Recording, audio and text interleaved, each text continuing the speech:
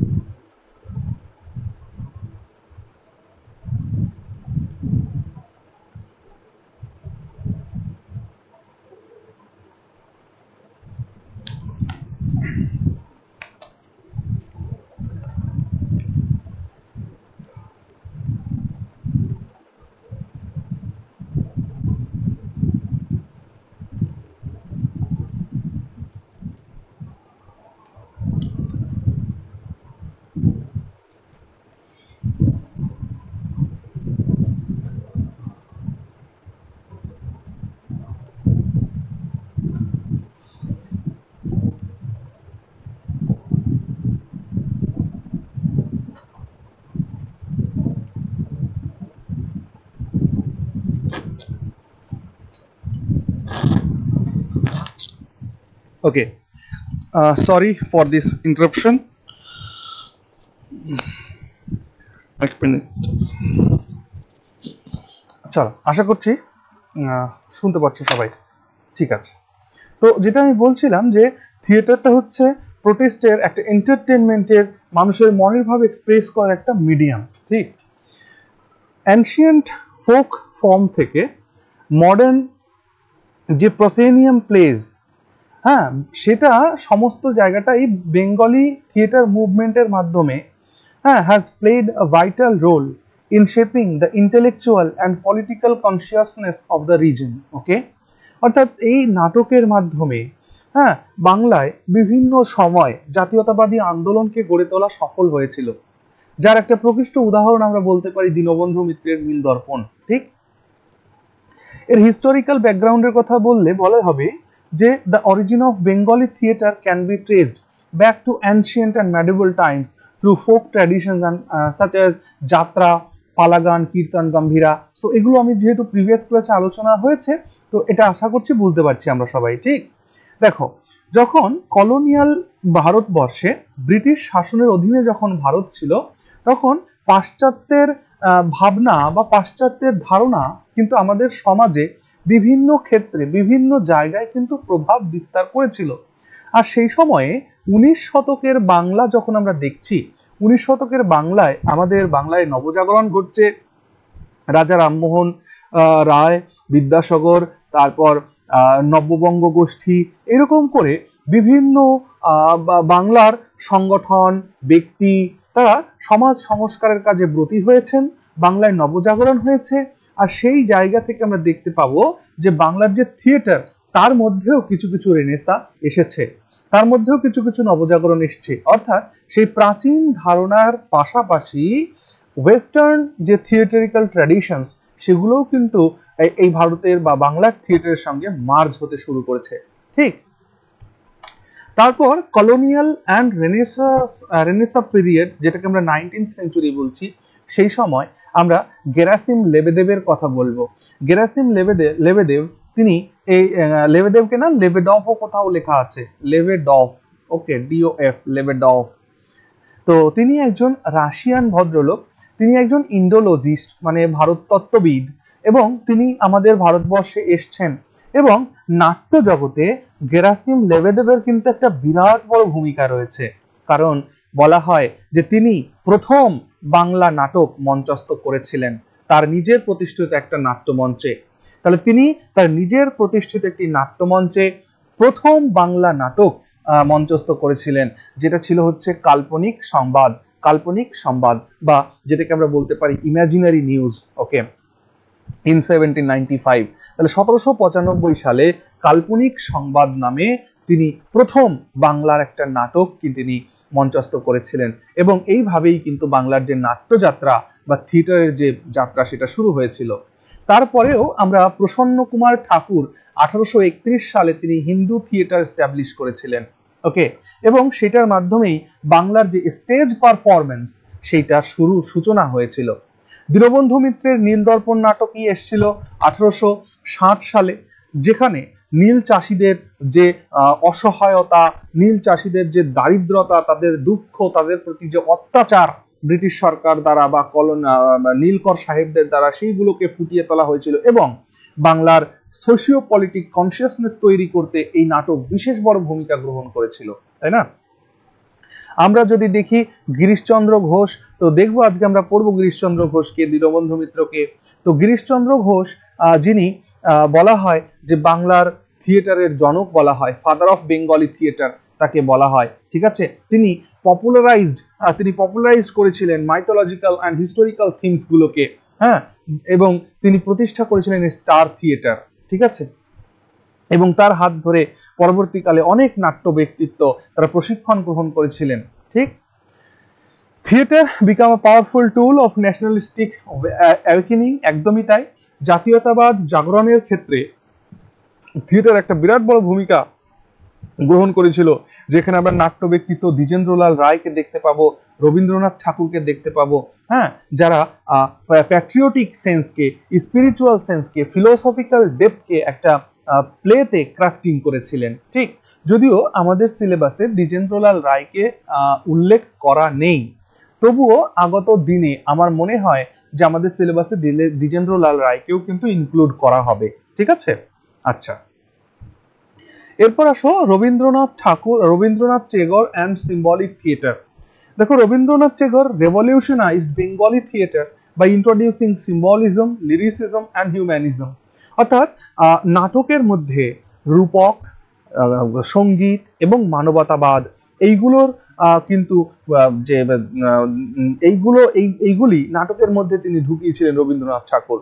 তার নাটক যেমন ডাকঘর, হ্যাঁ, তারপর রক্তকরবী, চিত্রাঙ্গদা, হ্যাঁ, তারপর অচলায়তন, এইগুলো সমাজ জীবনে বিশেষ বিশেষ মানে প্রভাব ফেলেছিল, যেখানে তিনি চ্যালেঞ্জ করেছিলেন সেই গোড়া সমাজের যে অর্থোডক্সি সেটাকে চ্যালেঞ্জ করেছিলেন, এবং সেইখান থেকে তিনি দাঁড়িয়ে তার নাটকের মাধ্যমে বুঝিয়েছিলেন ইউনিভার্সাল হিউম্যান ভ্যালুজকে। Okay, he integrated music, dance and drama into a unified artistic experience lying the foundation of Rabindranatyam. ওকে, অর্থাৎ রবীন্দ্রনাট্যমের মাধ্যমে, যেটাকে আমরা রবীন্দ্র নাটক বলি, রবীন্দ্রনাট্য বলি, সেই রবীন্দ্রনাট্যের মাধ্যমে কিন্তু তিনি নাটকের সাথে মিউজিক, ডান্স, ড্রামা সবকিছুকে একটা ফর্ম দিয়েছিলেন। ওকে, পরবর্তীকালে যখন আমরা পোস্ট ইন্ডিপেন্ডেন্স পিরিয়ড দেখব, সেখানে আমরা আইপিটি এর ইনফ্লুয়েন্স দেখতে পাবো, যেটা 1940 থেকে 1960 এর মধ্যে ঘটেছে। IPTM means হচ্ছে ইন্ডিয়ান পিপলস থিয়েটার অ্যাসোসিয়েশন, হ্যাঁ, brought a wave of social realism and political activism. Okay, playwrights like Utpal Dutt, Bijon Bhattacharya, Subodh Mitra, তারপর শম্ভু মিত্র, হ্যাঁ, প্রডিউস পাওয়ারফুল লেফটিস্ট প্লেজ। আমরা উৎপল দত্তকে যখন দেখি, বিজন ভট্টাচার্যকে যখন আমরা দেখি, শম্ভু মিত্রকে যখন আমরা দেখি, তো তারা যে বামপন্থী যে ভাবনা, বামপন্থীদের চিন্তাধারা, তাদের ভাবনার মাধ্যমে তারা নাটক রচনা করেছেন, মঞ্চস্থ করেছেন, যেখানে জাতি সংগ্রাম বা শ্রেণী সংগ্রামের ঘটনা তারা দেখিয়েছেন, তারা দারিদ্রতাকে দেখিয়েছেন, কলোনিয়াল এক্সপ্লয়টেশন কিভাবে হয়েছে সেইগুলোকে তুলে ধরেছেন তাদের নাটকের মধ্য দিয়ে। সেই ক্ষেত্রে যে নোটেবল নাটকগুলোর কথা আমরা বলতে পারি, উল্লেখযোগ্য নাটকগুলোর কথা বলতে পারি, সেটা বিজন ভট্টাচার্যের নবান্ন, তারপর উৎপল দত্তের তিনের তলোয়ার, হ্যাঁ, কল্লোল, এই সমস্ত নাটকগুলি। ওকে, বেশ। এবার আসো মডার্ন অ্যান্ড কন্টেম্পোরারি থিয়েটার, যেটাকে আমরা 1970 পর থেকে, 1970-এর দশকের পর থেকে আজও পর্যন্ত যেটা চলছে, মডার্ন বা কন্টেম্পোরারি থিয়েটার। মানে 1970s saw the emergence of group theatre, যেখানে গ্রুপ থিয়েটারের একটা বড় ভূমিকা রয়েছে। আমাদের সিলেবাসে আছে গ্রুপ থিয়েটার, আমরা পড়বো এগুলো পরবর্তী সময়। A movement driven by collective vision rather than commercial goals. Okay, আসলে নাটক একটা সময় কমার্শিয়াল একটা ব্যাপার হয়ে উঠেছিল ধীরে ধীরে, যেখানে মানুষের জাতি জাগরণ, তারপর এন্টারটেইনমেন্ট, হ্যাঁ, তারপর সোশ্যাল অ্যাওয়ারনেস, এই সমস্ত ক্ষেত্রে বা ন্যাশনালিস্টিক অ্যাওয়ারনেস, এই সমস্ত জায়গা থেকে বেরিয়ে নাটক একটা সময় কমার্শিয়াল একটা গোলে তারা পৌঁছেছিল। সেই জায়গা থেকে আবারও আমরা যেটা নাটকের যে মূল ভিত্তি, সেই জায়গাতে ফিরে আসছি এই সমস্ত জায়গায়, মানে 1970s-এর পর থেকে। বাদল সরকার তার থার্ড থিয়েটার ইন্ট্রোডিউস করলেন, হ্যাঁ, minimalist people centric performance outside traditional auditoriums. Okay, his play এবং Indrajit is a landmark one. Okay, theatre groups like Bohurupee, তারপর তোমার নন্দীকর, পঞ্চম বৈদিক, ঠিক আছে, অ্যান্ড চেতনা explored themes of existentialism, urban alienation, gender and identity. Women directors like Usha Ganguly brought fresh perspectives of to the stage. Okay. Now, forms and style. আমরা যদি নাটকের বা থিয়েটারের ফর্ম দেখি, তাহলে দেখব যে যাত্রা, সেটা আজও গ্রামীণ বাংলায় একটা সমাদৃত একটা ব্যাপার। গ্রামীণ বাংলায় এখনো কিন্তু যাত্রার একটা প্রভাব রয়েছে, যেটা আমি গতদিনে আলোচনা করেছিলাম। যদিও বর্তমানে এন্টারটেইনমেন্টের এত মাধ্যম আমাদের সামনে এসে গেছে, যার কারণে সেই যাত্রার যে জৌলুস একটা সময় ছিল, সেটা ধীরে ধীরে কমছে। তা সত্ত্বেও আজও গ্রামীণ বাংলাতে কিন্তু যাত্রার একটা বিশেষ বড় ভূমিকা রয়েছে। ওকে, তারপর যেটাকে আমরা বলছি যে প্রসেনিয়াম যে থিয়েটার, সেটা যেমন এই ডমিনেন্ট ইন আরবান স্পেসগুলোতে এই প্রসেনিয়াম থিয়েটারকে আমরা দেখতে পাচ্ছি, যেখানে স্ট্রাকচার্ড প্লেজ পারফর্ম করা হয়, আর স্ট্রিট থিয়েটার মানে দেখো যে কোনো গভর্নমেন্ট অর্গানাইজেশন থেকে পাবলিক অ্যাওয়ারনেস ক্রিয়েট করার জন্য যেটাকে আমরা পথনাটিকা বলে থাকি, সেটাও কিন্তু হয়ে চলেছে পাশাপাশি। ওকে, যেটা specially during political upheavals. Okay, next, role in social and political change. নাটকের বা থিয়েটারের কি ভূমিকা রয়েছে সোশ্যাল আর পলিটিক্যাল চেঞ্জের ক্ষেত্রে? দেখো, Bengali theatre has consistently mirrored and influenced societal change, okay, be it during the freedom struggle, এটা ফ্রিডম স্ট্রাগলের সময় হোক বা ন্যাক্সলাইট মুভমেন্ট যখন হচ্ছে তখনই হোক, কন্টেম্পোরারি ইস্যুস যে কোনো বিষয়ে যেমন communalism, gender discrimination, environmental crisis, এই সমস্ত ক্ষেত্রেই কিন্তু নাটক একটা বিশেষ ভূমিকা গ্রহণ করেছে। ঠিক, theatre continues to be a tool of resistance, education and cultural continuity in both rural and urban Bengal. Okay, now এর কিছু চ্যালেঞ্জেসও রয়েছে এবং ওয়ে ফরওয়ার্ডও রয়েছে। চ্যালেঞ্জেস কি? ডিক্লাইনিং প্যাট্রোনেজ অ্যান্ড কমার্শিয়ালাইজেশন, অর্থাৎ কি যে থিয়েটারের যে প্যাট্রোনেজ দরকার সেটা গভর্নমেন্টের পক্ষ থেকে হোক বা বা পুঁজিপতিদের পক্ষ থেকে হোক বা জনগণের একটা সেকশন থেকে হোক, সেই প্যাট্রোনেজটা কিন্তু এখন আর নাটকের মঞ্চগুলো, থিয়েটারগুলো আর পাচ্ছে না। আর কমার্শিয়ালাইজেশনের অভাবও রয়েছে, যেখানে বিজ্ঞাপন নাটকে নেই বললেই চলে।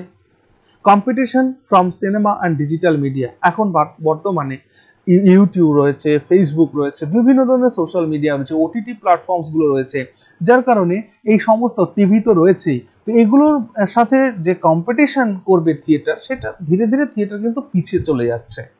Lack of state funding and infrastructure in rural areas, okay, এবং গ্রামীণ এলাকাগুলোতে ইনফ্রাস্ট্রাকচার বা ফান্ডের অভাবের জন্য কিন্তু আজকে থিয়েটারের অবস্থা ধীরে ধীরে ধীরে ধীরে ডেটরিয়েট করছে। ওকে, একটা কথা আমি এখানে বলি, বর্তমানে একজন নাট্য ব্যক্তিত্ব যাকে আমার মনে হয়েছে যে আমাদের সোসাইটি হয়তো তাকে সেই সমাদরটা করেনি যে সমাদরটা তাকে করা উচিত।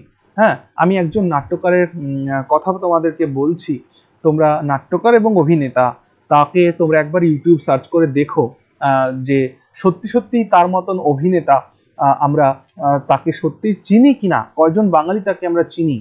হ্যাঁ, তো তার নাম হচ্ছে গৌতম হালদার। হ্যাঁ, একবার ইউটিউব সার্চ করে তোমরা দেখে নিও গৌতম হালদার। হ্যাঁ, নাট্য ব্যক্তিত্ব Gautam Haldar.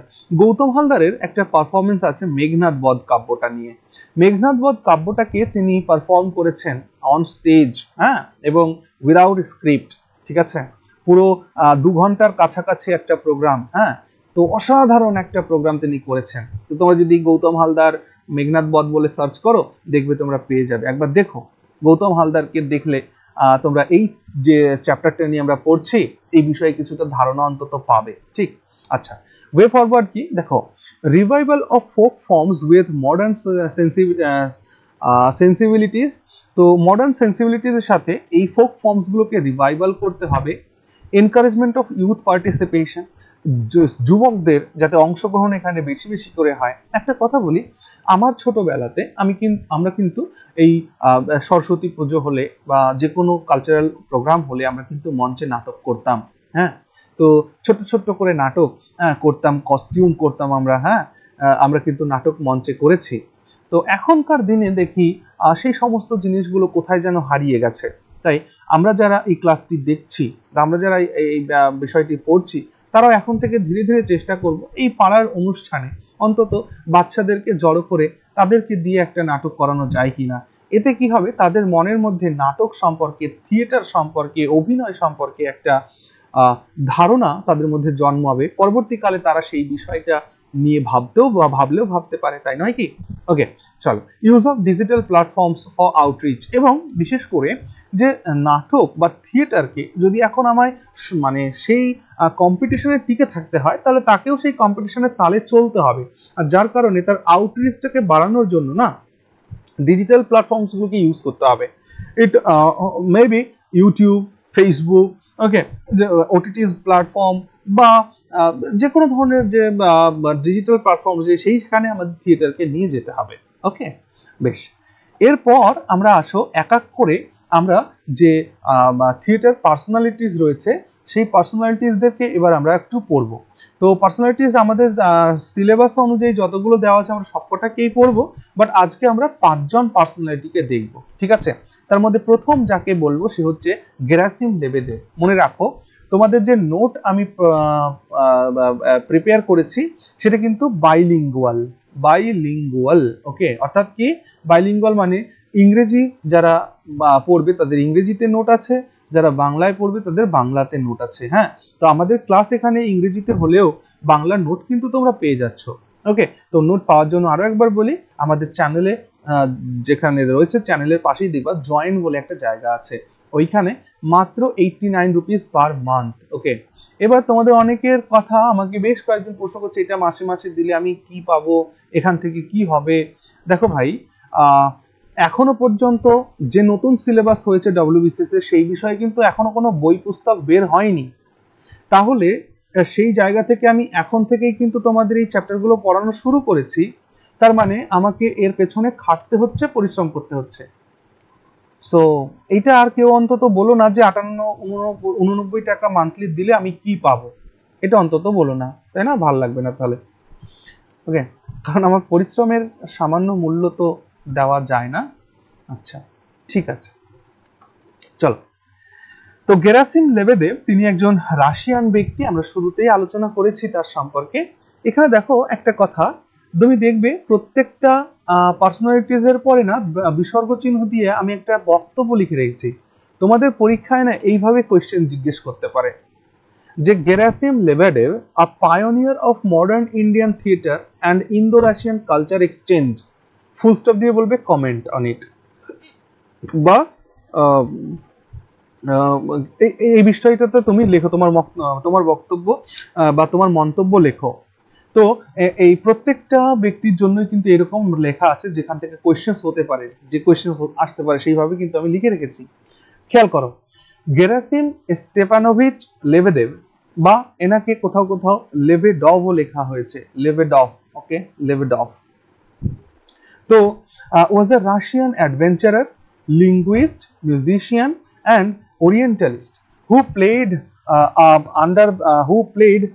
underbreaking role in the early development of modern Indian theatre, okay, especially Bengali theatre. আসলে এই লেবেদেভ ইনি বহু ভাষার জানতেন তিনি, হ্যাঁ, মোটামুটি 10টি ল্যাঙ্গুয়েজ তিনি জানতেন।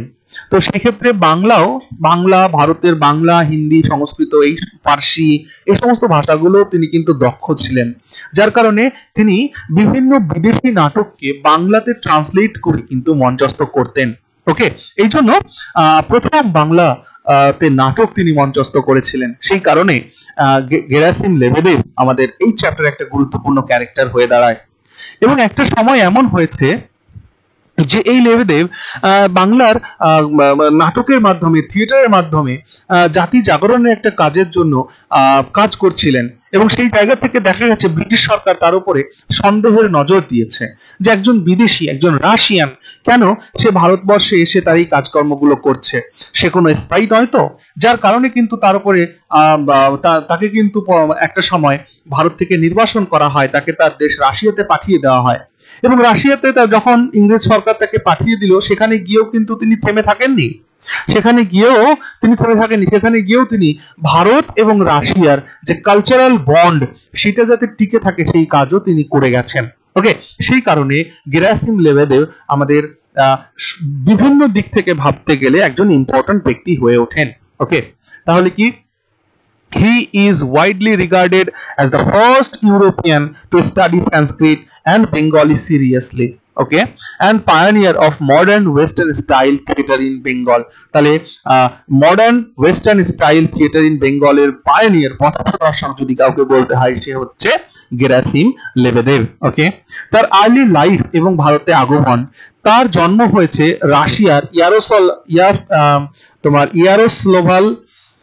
ইয়ারোস্লাভাল রাশিয়াতে 1749 সালে।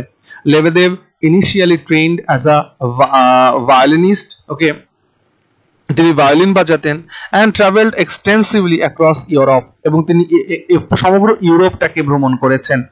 পরবর্তীকালে 1785 সালে তিনি ভারতে আসেন। হ্যাঁ, প্রথমে তিনি মাদ্রাজে বসবাস শুরু করেন, তারপর তিনি কলকাতাতে শিফট হয়ে যান।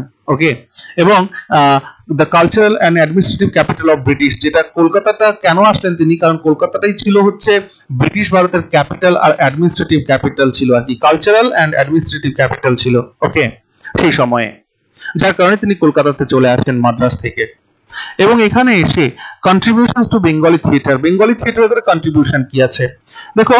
ফার্স্ট বেঙ্গলি স্টেজ প্লে 1795, 1795 তিনি প্রথম বাংলা নাটক মঞ্চস্থ করলেন। In 1795 Lebedev staged the first ever Bengali language play কাল্পনিক সংবাদ, যেটাকে বলা হতে পারে the imaginary news in Calcutta, with the help of local Bengali actors, local যে বেঙ্গলি অ্যাক্টরস ছিল তাদেরকে নিয়ে তিনি এই নাটকটি প্রথম বাংলা নাটক মঞ্চস্থ করেছিলেন।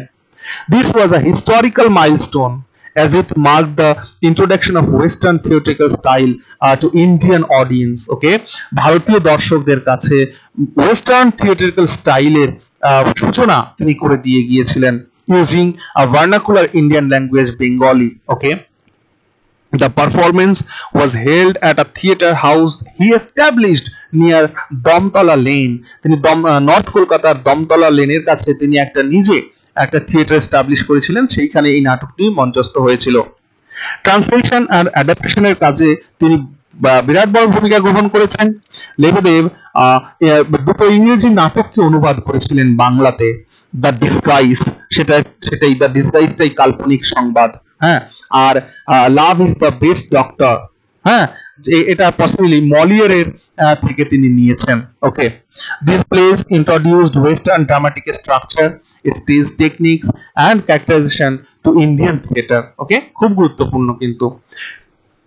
Training of Indian actors, he trained Indian actors in acting and voice modulation, বিশেষ করে অ্যাক্টিং কিভাবে করতে হয়, হ্যাঁ, পাশ্চাত্যের অ্যাক্টররা কিভাবে অ্যাক্ট করে, এবং ভয়েস মডুলেশন কিভাবে নিজের গলাকে ক্যারেক্টার অনুযায়ী সাজাতে হয়।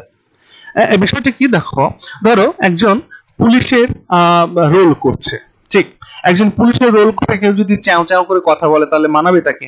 মানাবে না। এই জন্য অভিনেতাদের সব থেকে বড় যে গুণ সেটা হচ্ছে ভয়েস মডুলেশন, ঠিক আছে না?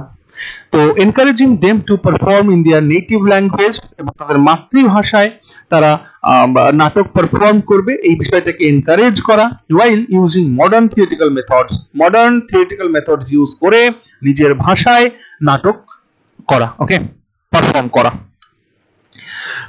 তার লিঙ্গুইস্টিক্স অ্যান্ড লিটারারি কন্ট্রিবিউশনের কথা যদি বলা হয় তাহলে বলতে হবে যে তিনি একজন পলিগ্লট ছিলেন, বললাম আমি, বহুভাষী তিনি ছিলেন।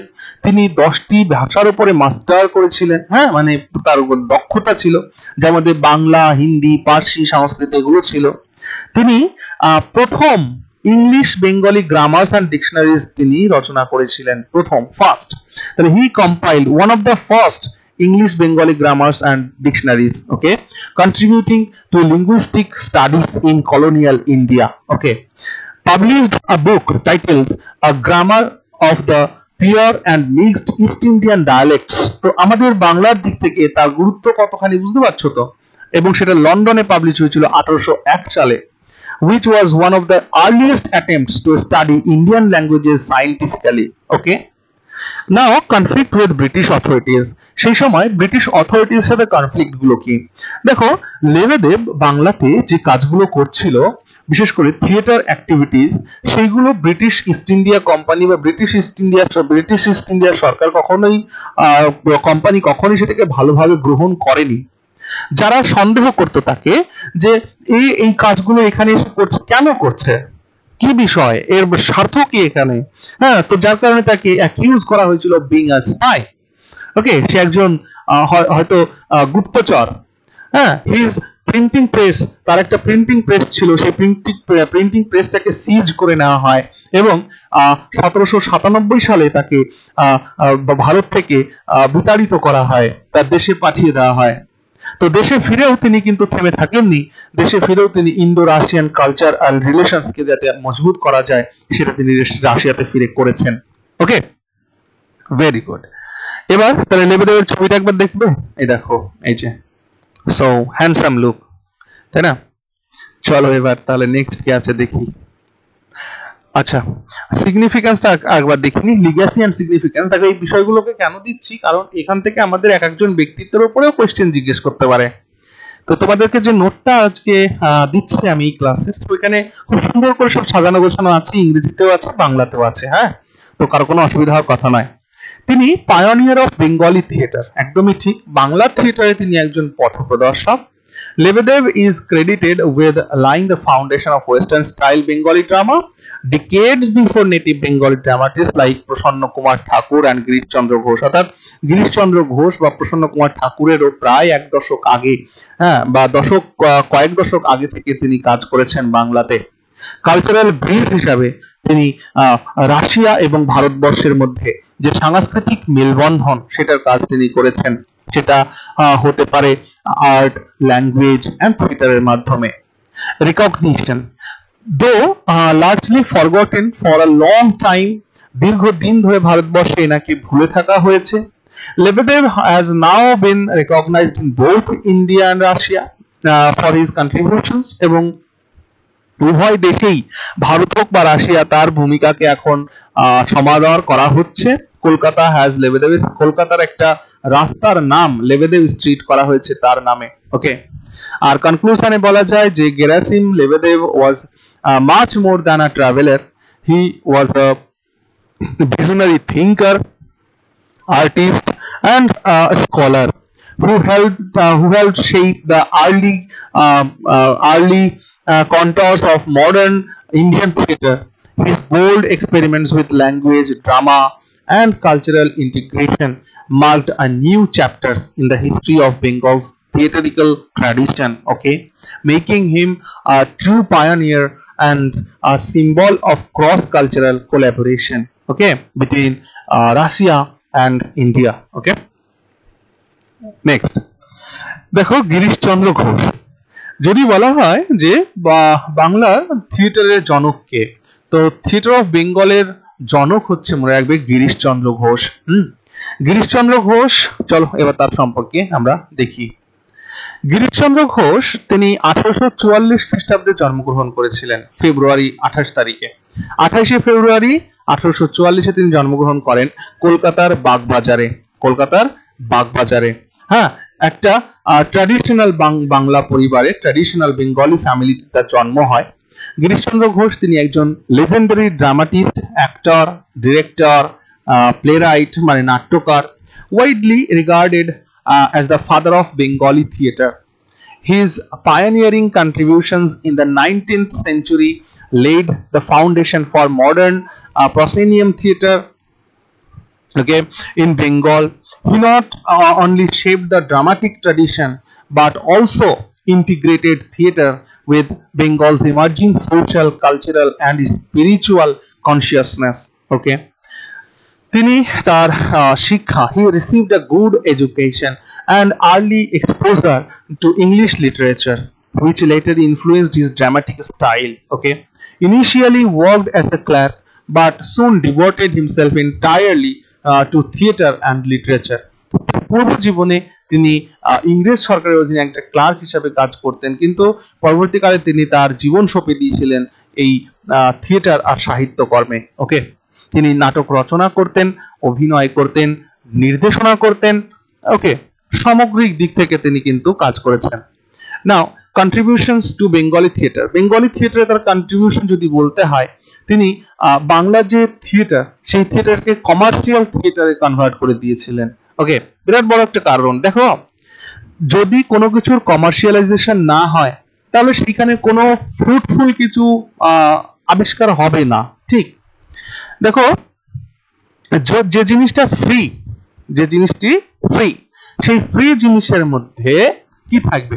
ফ্রি জিনিসের মধ্যে বেশি দিন সেটা চলতে পারে না, বা ফ্রি জিনিস কখনো ডেভেলপ হতে পারে না। যখনই সেইখান থেকে কিছু না কিছু রেভিনিউ জেনারেশন হবে তবে গিয়ে তার মধ্যে ভ্যালু অ্যাডিশন হবে। তাহলে ফ্রি জিনিসের মধ্যে কখনোই ভ্যালু অ্যাডিশন হতে পারে না। ভ্যালু অ্যাডিশন করতে গেলে কিছু না কিছু রেভিনিউ জেনারেশন করা দরকার, তাই না? তো সেই কারণে বাংলার যে থিয়েটার, সেই বাংলার থিয়েটারকে কমার্শিয়ালাইজেশন করার একটা গুরু দায়িত্ব তিনি নিয়েছিলেন। Girish Ghosh played a central role in popularizing theater as a public entertainment medium in Bengal. Okay, বাংলায় মানুষের আনন্দের জন্য, মানুষের এন্টারটেইনমেন্টের জন্য যে থিয়েটার একটা কাজ করতে পারে সেই বিষয়টাকে তিনি পপুলারাইজ করেছিলেন। He was associated with several important theaters including National Theatre, Great National Theatre, তারপর স্টার থিয়েটার। হ্যাঁ, স্টার থিয়েটার 1883 তে ফাউন্ড হয়েছিল। হ্যাঁ, where he produced many of his famous plays. ওকে, আচ্ছা, প্রলিফিক প্লেরাইট অ্যান্ড ডাইরেক্টর, অবশ্যই তিনি একজন খুব ভালো একজন প্লেরাইট ছিলেন, নাট্যকার ছিলেন, নাট্য পরিচালক ছিলেন। তিনি 80টিরও বেশি নাটক রচনা করেছেন। হ্যাঁ, সেগুলোর থিম ছিল তোমার mythology, history, social reform, spirituality, এইগুলোর উপরে। দেখো, এই গিরিশ ঘোষ পরবর্তী জীবনে স্পিরিচুয়ালিটির দিকে তিনি চলে যাবেন, কারণ আমরা জানি যে রামকৃষ্ণ পরমহংস দেব, হ্যাঁ, তার সান্নিধ্যে তিনি আসবেন, আর তার সান্নিধ্যে এসে তিনি আধ্যাত্মিকতার জীবনে প্রবেশ করবেন। ওকে, এবং পড়বো আমরা এখনই। His plays combine classical Sanskrit themes, Puranic stories, and contemporary issues, appealing to both the elite and the common people. Okay, যেমন তার নাটকের মধ্যে গুরুত্বপূর্ণ হচ্ছে সিরাজউদ্দৌলা, তারপর চৈতন্য লীলা, তারপর হরিশ্চন্দ্র, তারপর বিলোভা মঙ্গল, তারপর প্রহ্লাদ চরিত, এই সমস্ত নাটকগুলো তার বিখ্যাত। তো integration of music in theatre, একদমই তাই, থিয়েটারের মধ্যে মিউজিককে ইন্টিগ্রেট করেছিলেন তিনি। হ্যাঁ, Ghosh incorporated music and songs into his plays, making them more expressive and emotionally engaging. Okay, his musical dramas created a strong link between kirtan traditions, devotional themes, and theater. Okay, actor and director হিসাবে তিনি কেমন ছিলেন?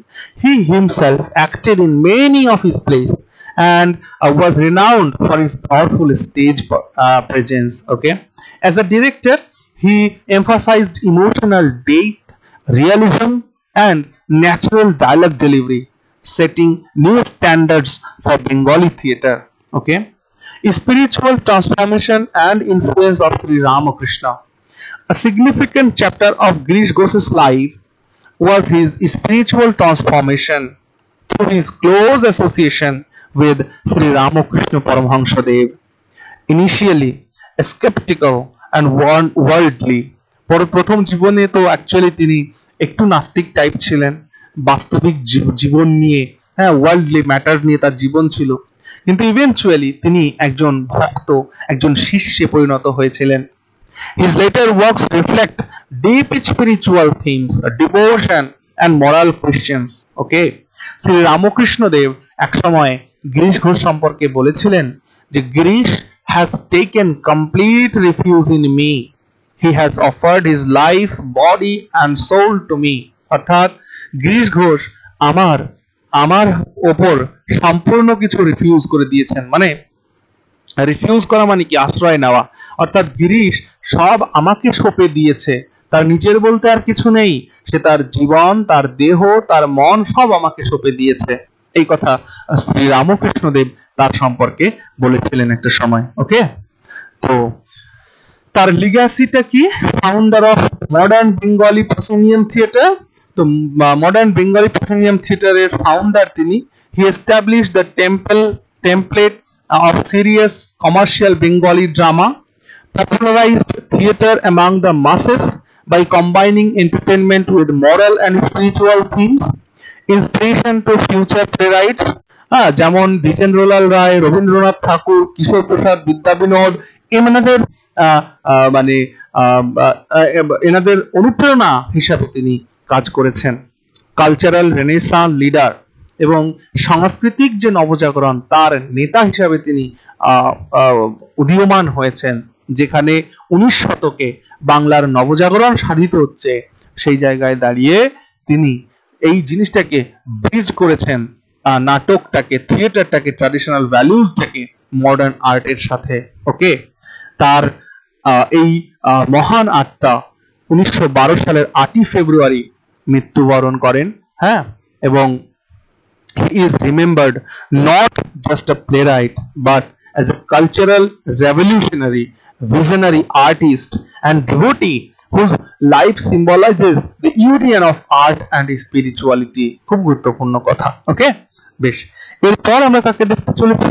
খুব গুরুত্বপূর্ণ দীনবন্ধু মিত্রকে দেখতে পাচ্ছি আমরা। দীনবন্ধু মিত্র, চলো, দীনবন্ধু মিত্র তার জন্ম 1829 এবং তিনি আমাদের ছেড়ে চলে যান, এই পৃথিবী ছেড়ে চলে যান 1873 সালে। was a pioneering Bengali playwright, poet and social reformer.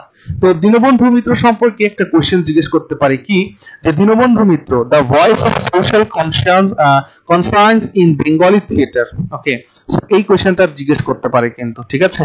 তো দেখো আমি প্রত্যেকটা নামের পাশে তাদের সম্পর্কে কি ধরনের কোশ্চেন জিজ্ঞেস করা যেতে পারে সেগুলো লিখে রেখেছি। তো তিনি বেস্ট নোন, তিনি সুপরিচিত হয়েছেন তার একটি নাটকের জন্য, নীল দর্পণ নাটকের জন্য, ঠিক আছে? যে নীল দর্পণ নাটকে সেই সময় 19 শতকের বাংলায় যেভাবে নীল কর সাহেবরা নীল চাষিদের উপরে যে নির্যাতন করতো বা গ্রাম বাংলার যে সংস্কৃতি সমস্তটাই কিন্তু তার এই নাটকের মধ্যে তিনি তুলে ধরেছেন। ওকে, আচ্ছা, তো আর্লি লাইফ অ্যান্ড এডুকেশনের কথা যদি বলা হয়, তার 1829 সালে আমাদের চন্দননগরে জন্ম, হুগলি জেলার চন্দননগর, সেখানে তার জন্ম হয়েছে বেঙ্গল প্রেসিডেন্সিতে। তার আসল নাম ছিল গোবান চন্দ্র মিত্র। ওকে, পরবর্তীকালে তিনি দীনবন্ধু নাম গ্রহণ করেন। তিনি হিন্দু কলেজ থেকে কলকাতা, যেটা আজকের দিনে প্রেসিডেন্সি ইউনিভার্সিটি, সেখান থেকে পড়াশোনা গ্রহণ করেছেন, শিক্ষা গ্রহণ করেছেন। Initially served as a postmaster, এবং প্রথম জীবনে তিনি পোস্টমাস্টার হিসেবে চাকরি করেছেন। আর এই পোস্টমাস্টার হিসেবে চাকরি করার সুবাদে তিনি গ্রাম বাংলার বিভিন্ন জায়গায় তার পোস্টিং হয়েছে, এবং সেইখান থেকে অ্যাজ আ পোস্টমাস্টার তিনি গ্রামীণ বাংলার সাধারণ মানুষের জীবন সম্পর্কে তিনি জানতে পেরেছেন। আর সেই জীবনের যে উপজীব্য সেগুলোই তার নাটকের মধ্যে আমরা দেখতে পাই, ঠিক আছে? তার লিটারারি ক্যারিয়ার এন্ড স্টাইলের কথা যদি বলো তো দেখবে দীনবন্ধু মিত্র তার যে রাইটিং সেটা সোশ্যাল ইস্যুস, গ্রামীণ বাংলার যে সামাজিক ঘটনা সেইগুলোই তার লেখার মধ্যে আমরা দেখতে পাই, যেখানে আমরা কৃষকদের সাফারিং সম্পর্কে দেখতে পাই। তার নাটক রচনার যে ভাষা সেটা ছিল সহজ সরল, realistic and powerful. Okay, making it accessible to the মাসেস। Okay, he is consider a pioneer of realism in Bengali drama. Bangla নাটকের জগতে হ্যাঁ রিয়ালিজম, হ্যাঁ মানে মানে কি বলা যায় এটাকে, মানে একদম নিখুঁত যে রিয়ালিজম একটা ব্যাপার সেটা কিন্তু তার নাটকের মধ্যে ছিল। ওকে, নাও নীল দর্পণ নাটকের কথা যদি বলো, নীল দর্পণ দেখো, নীল বিদ্রোহ হয়েছিল 1859-এ, তাই না? নীল বিদ্রোহ 1859, তার পরবর্তীকালে 1860 সালে তিনি রচনা করলেন নীল দর্পণ নাটক, যেটা most celebrated and controversial work. Controversial is not for আমাদের জন্য এটা নয়, এটা ব্রিটিশ সরকারের জন্য কন্ট্রোভার্সিয়াল ছিল। এই নীল দর্পণ নাটক একটা সময় ব্যান করে দেওয়া হয়েছিল। ওকে, কারণ যেহেতু এইখানে জাতীয়তাবাদের স্ফুরণ ঘটতে পারে, তাই না? কেন যে নীল চাষিদের উপরে যে নির্যাতন সেইগুলোকে তিনি তুলে ধরেছিলেন, যা জাতির মধ্যে, মানুষের মধ্যে জাতীয়তাবাদের উদ্রেক করতে পারত। exposed the human exploitation of Bengali peasants by British indigo planters, that is Neil Corse. Okay, first performed at the National Theatre in 1872. 1872 সালে এই নাটকটি ন্যাশনাল থিয়েটারে প্রথম পারফর্ম হয়েছিল। গিরিশচন্দ্র ঘোষ এটাকে ডাইরেক্ট করেছিলেন, নির্দেশনা করেছিলেন। ওকে, এবং এই নীল দর্পণ নাটকটিকে মাইকেল মধুসূদন দত্ত ট্রান্সলেট করেছিলেন ইংরেজিতে, এবং এটাকে পাবলিশ করেছিলেন বিখ্যাত জেমস লং। ওকে, জেমস লং সেটাকে পাবলিশ করেছিলেন, আর জেমস লং এটা পাবলিশ করার জন্য কিন্তু তাকে ইমপ্রিজন করা হয় সিডিশনের চার্চে, তাকে ফাইনও করা হয়েছিল। ওকে, the play became a symbol of resistance and a catalyst for the indigo revolt. Okay, impact এর প্রভাব কি? এই নাটকের মাধ্যমে অ্যালকেন্ড ন্যাশনালিস্টিক সেন্টিমেন্টস কে জাগিয়ে তুলেছিলেন। draw attention to the atrocities committed under British colonial rule. British colonial রুলে কিভাবে অত্যাচার নির্যাতন হয় সেই বিষয়ে তিনি দৃষ্টি আকর্ষণ করতে পেরেছিলেন। recognized in both Indian and British circles as a powerful political drama.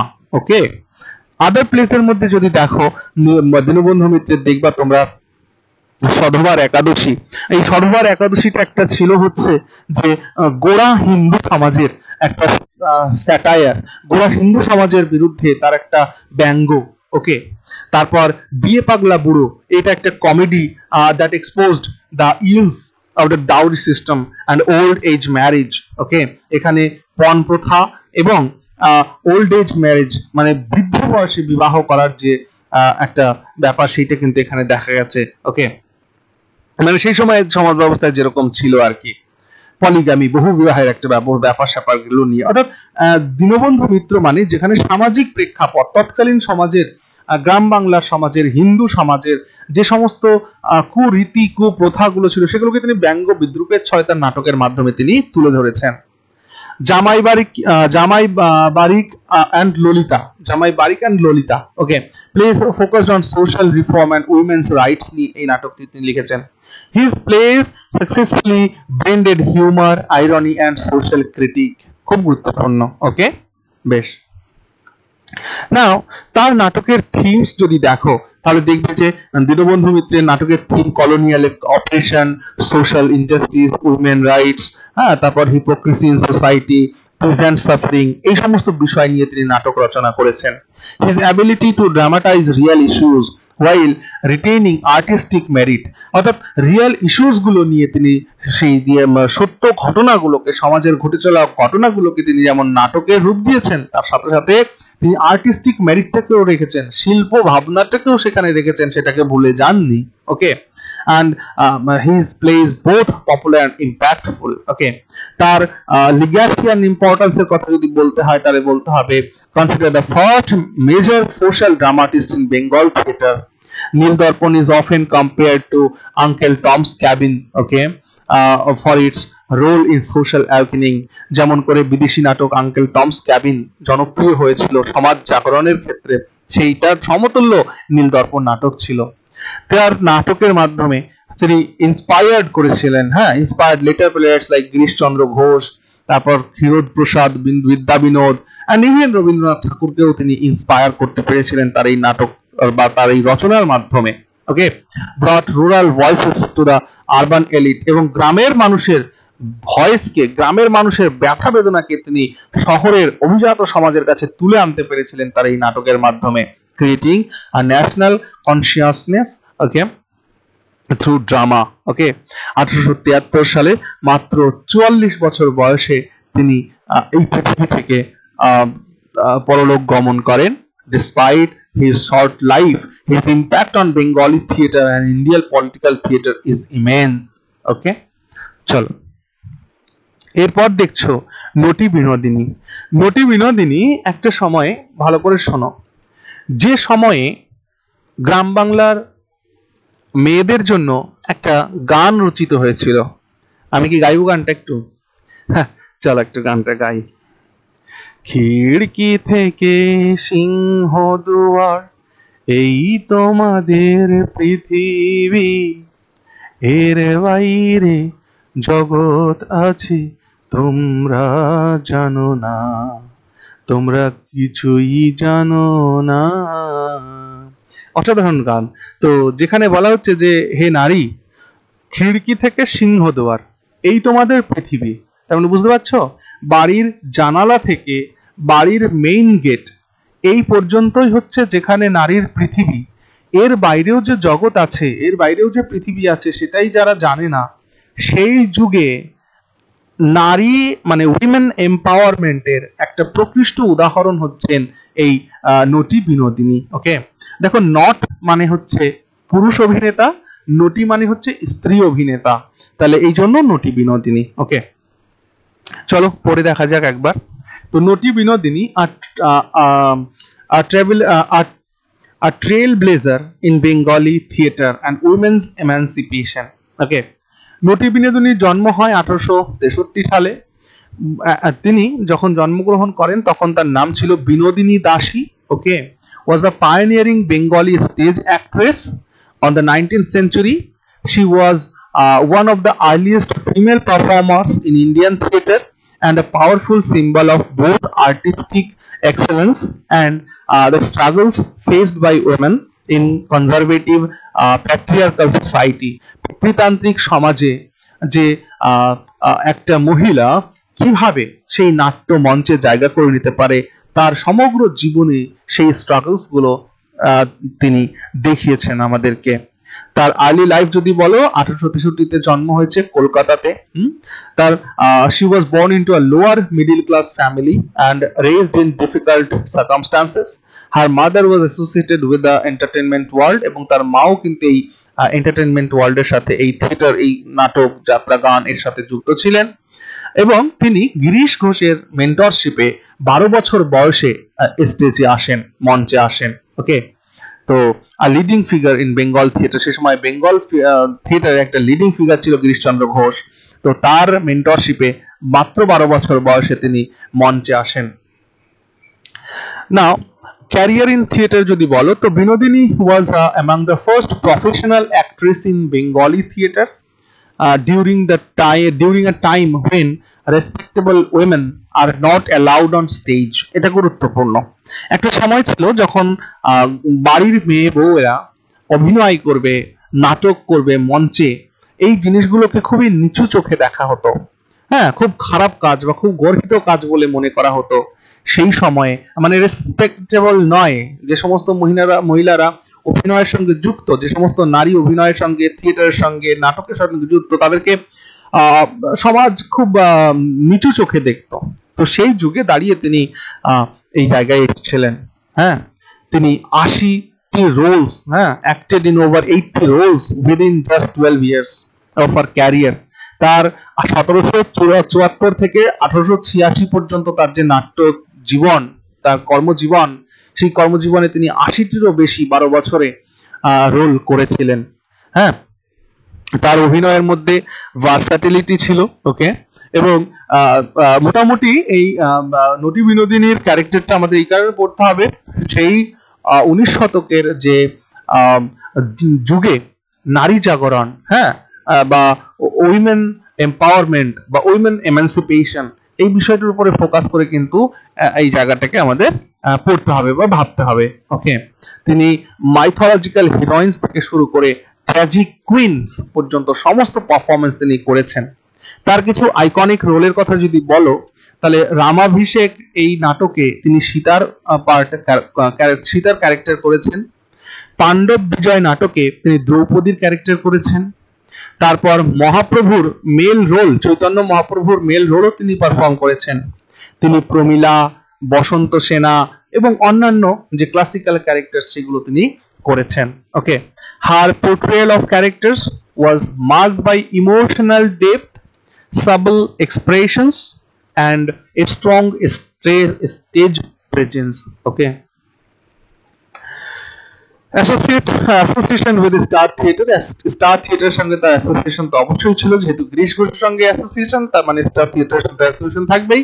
তাহলে closely associated with star theatre, where she rose to prominence, যেখান থেকে তিনি খ্যাতি অর্জন করেছিলেন। Worked alongside Girish Chandra Ghosh, who directed many of her plays. She was instrumental in attracting elite audiences, এবং অভিজাত যে দর্শক তাদের কাছে তিনি আকর্ষণীয় একটা ক্যারেক্টার ছিলেন, including the upper classes and colonial officials to the theatre. এমনকি আপার ক্লাসেস বা কলোনিয়াল অফিসিয়ালসদেরকেও তিনি তার অভিনয় তারা দেখতে আসতেন আর কি। এই গ্ল্যামারাস একটা ব্যাপার স্যাপার আর কি, এরকম ভাবো আজকের দিনে হিরোইনদের মতো। ওকে, তো অটোবায়োগ্রাফি, তার অটোবায়োগ্রাফি হচ্ছে আমার কথা, অর্থাৎ মাই স্টোরি। তো নটি বিনোদিনীর এটা পরীক্ষায় জিজ্ঞেস করে কিন্তু, যে আমার কথা, এই আত্মজীবনীটি কার? নটি বিনোদিনীর। Okay, Binodini wrote one of the earliest autobiographies by an Indian woman, okay, titled আমার কথা। অর্থাৎ সেই সময়ের যুগে কোনো মহিলা তার আত্মজীবনী লিখবে, এটা একটা প্রথমের ঘটনা আর কি। It provides rare insight into the life of a female artist in 19th century India, discusses her professional experiences, social stigma and spiritual quest. Okay, এবং আমরা দেখব যে পরবর্তীকালে নটি বিনোদিনীও কিন্তু শ্রী রামকৃষ্ণ পরমহংস দেবের সংস্পর্শে আসবেন, এসে তিনিও স্পিরিচুয়াল তার শিষ্যত্ব গ্রহণ করবেন। ঠিক আছে, She writes about betrayal, তারপর তোমার abandonment and the lack of respect from society despite her contributions to the theater. Okay, her autobiography is a milestone in feminist literature, shedding light on gender, class, and identity in colonial India. Now spiritual turn, আসলে গিরিশচন্দ্র ঘোষকে আমরা বলতে পারি যে নটি বিনোদিনীর গুরু তিনি ছিলেন গিরিশচন্দ্র ঘোষ। তো যেহেতু গুরুদেব শ্রী রামকৃষ্ণের একটা সময়ে গিয়ে শিষ্যত্ব গ্রহণ করেছিলেন, তো তিনিও স্বাভাবিকভাবে সেদিকেই গমন করবেন, এটাই জানা কথা। তো যেখানে দেখো, একবার একটু ভেবে দেখো, সেই সময়ের যুগে নটি বিনোদিনী মানে যাকে সবাই অচ্ছুত বলতো, যাকে ওই থিয়েটারের মঞ্চেই হাততালি দেওয়া যায় বা তার প্রতি ভালোবাসা প্রদর্শন করা যায়, অথচ তাকে বাড়িতে ডেকে আনা এইটা কখনোই করা যাবে না, এরকম একটা সমাজ ছিল তখন। সেই সময়ে দাঁড়িয়ে যে নারী একজন নটি, হ্যাঁ, যে নারী সমাজের চোখে অচ্ছুত, হ্যাঁ, তিনিও স্বামী রামকৃষ্ণ পরমহংসদেবের সান্নিধ্যে আসলেন। হ্যাঁ, though she longed to dedicate her life to spirituality, she felt excluded from religious, okay, recognition because of her identity as a theater actress. কিন্তু তা সত্ত্বেও তিনি চেয়েছিলেন যে তিনি তার বাকি জীবনটাকে আধ্যাত্ম ধর্মের পথে বাহিত করবেন, কিন্তু সমস্ত জায়গা থেকে তাকে এক্সক্লুড করা হয়েছে, কারণ তিনি একজন নাট্যকর্মী, থিয়েটারে তিনি অভিনয় করে বেড়ান। এই কারণে তাকে সব জায়গা থেকেই বিমুখ হতে হয়েছে। Shri Ramakrishna, however, acknowledged her devotion and even attended her performances. এমনকি রামকৃষ্ণদেব তার অভিনয়ও তিনি দেখতে গিয়েছেন। ওকে, আচ্ছা, এরপর আসো challenges and social stigma. Despite her success, she was never accepted fully by mainstream society due to her background and profession. বললাম আমি এটা।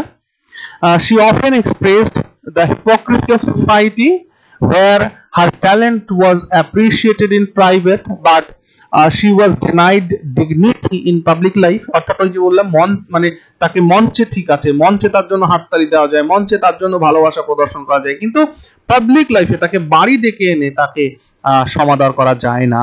Okay, her contributions were often exploited by theater owners and society at large. Okay, তাকে, এটা হয় generally, বিশেষ বিশেষ ক্ষেত্রে বড় বড় মানুষ থাকলে তাকে এক্সপ্লয়েট করাটা খুব সহজ হয়ে যায়। হ্যাঁ, তার শ্রমটাকে নেওয়া যায়, তার শ্রমটাকে তার শ্রম দিয়ে রেভিনিউ জেনারেশন করা যায়, কিন্তু সত্যিকারের ভালোবাসা বা সত্যিকারের সেই সামাজিক মর্যাদা তাকে দেওয়া যায় না। তার লিগ্যাসির কথা যদি বলতে হবে first female star of Bengali theatre, খুব গুরুত্বপূর্ণ, বেঙ্গলি থিয়েটারের প্রথম মহিলা তারকা ছিলেন তিনি। Voice of protest against patriarchal attitudes, পিতৃতান্ত্রিক যে দৃষ্টিভঙ্গি, সেই জায়গায় তিনি প্রতিবাদের একটি মুখ, and exploitation in the performing arts, এবং পারফর্মিং আর্টসের একজন exploitation. Okay, her autobiography is now a key feminist text studied widely in literature and gender studies. Okay, continues to inspire modern adaptations in theater, film, and literature. Okay, cultural representations কথা যদি বলো, তো her life has been portrayed in এই তার জীবনী নিয়ে নটি বিনোদিনী, হ্যাঁ, নামে একটি তোমার ফিল্ম বাংলায় রচিত হয়েছে, বাংলায় তৈরি হয়েছিল। অমল রায় ঘোষ পরিচালনা করেছিলেন সিনেমাটি। প্লেজ অ্যান্ড খুব সম্ভব এখানে কে শতাব্দী আর দেবশ্রীকে আমি গুলিয়ে ফেলি ছোটবেলা থেকেই। হ্যাঁ, নটি বিনোদিনী অভিনয়টা করেছেন এই সিনেমাটাতে।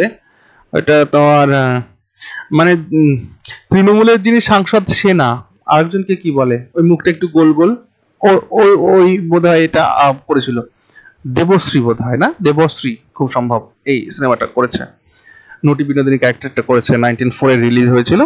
Place and novels based on her memories, তার মেমোরিজের উপরে দাঁড়িয়ে নভেল প্লেজ রচিত হয়েছে। Essays and biographies exploring early Indian women performance. Okay, এই বিষয়টা আর উপরে তার অনেক লেখা রয়েছে।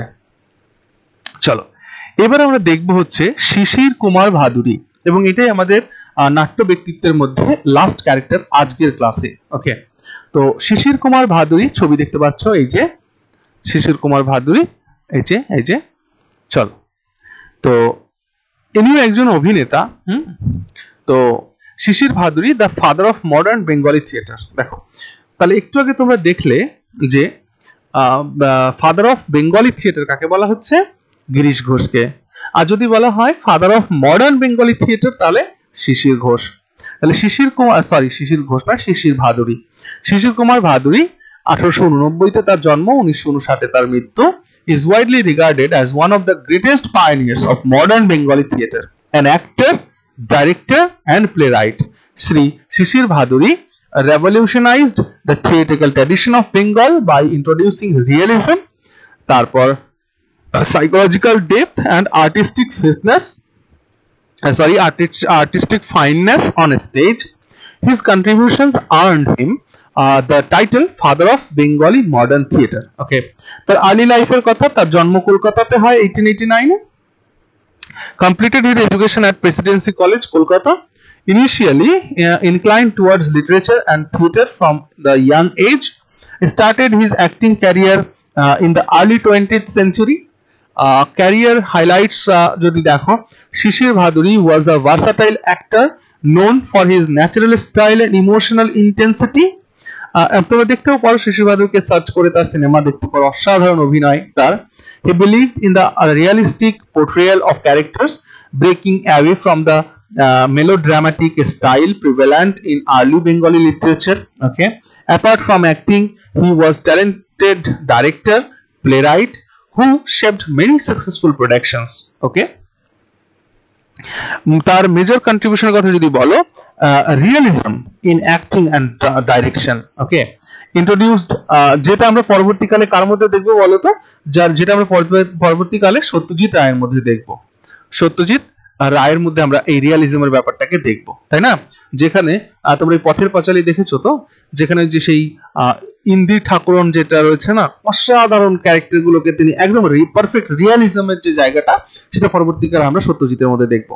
তাহলে introduced naturalistic acting techniques to Bengali theatre, focused on psychological complexity and nuanced characterization, abandoned exaggerate gestures and declamation of subtle expressions and authentic emotions.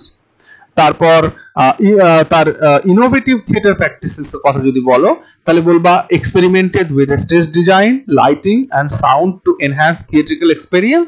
অর্থাৎ থিয়েটারের মধ্যে স্টেজ ডিজাইন থাকতে হবে, প্রপার লাইটিং থাকতে হবে, সাউন্ড কোয়ালিটি ঠিকঠাক থাকতে হবে, যাতে করে একটা অ্যাম্বিয়েন্স ক্রিয়েট করা যায়। ঠিক, আচ্ছা। Emphasised ensemble acting, okay, rather than star-centric plays, encouraged literary adaptation of serious works, including those of Western playwrights like Henrik Ibsen. Notable plays তার মধ্যে রয়েছে যেমন নবীন তপস্বিনী, ঠিক আছে, তারপর রয়েছে তোমার চন্দ্রনাথ, হ্যাঁ, যেটা শরৎচন্দ্র চট্টোপাধ্যায়ের নভেল থেকে অ্যাডাপ্ট করা। তারপরে তোমার রক্তকরবী, যেটা রবীন্দ্রনাথ ঠাকুরের নাটক থেকে নেওয়া। His portrayal of characters like Eklavya, Bhishma was widely acclaimed. Okay, তো বাংলা থিয়েটারে তার ইনফ্লুয়েন্স যদি দেখো, তো transformation of Bengali theatre from traditional melodrama to modern issue-based theatre, mentored several actors and theatre personalities like who later became prominent. Okay, created a new theatrical language combining Bengali cultural ethos with modern dramaturgy. Okay, now legacy কথা যদি বলো, তো শিশির ভাদুরী's vision paved the way for modern theatre companies and groups. Okay, honored posthumously by institutions and theatre festivals. মৃত্যুর পরে তার সমাদর হয়েছে বিভিন্ন জায়গাতে। Considered a role model for generations of actors and directors in Bengal and India. His autobiography and writings remain a valuable source for theatre studies. Okay, তো এর সাথে সাথে আমাদের আজকের পাঠ শেষ হলো। তো কেমন লাগলো তোমাদের ক্লাসটি অবশ্যই কমেন্ট সেকশনে লিখে জানিও। সবাই খুব খুব ভালো থেকো। ওকে।